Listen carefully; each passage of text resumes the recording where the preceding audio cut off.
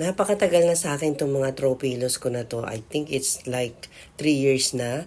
And never silang nagsag or nayupi or whatsoever. Talagang ganun-ganun pa rin yung kanyang korte.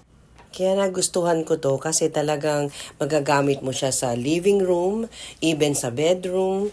So, meron siyang iba-ibang kulay na pwede mong gamitin for holidays like Christmas.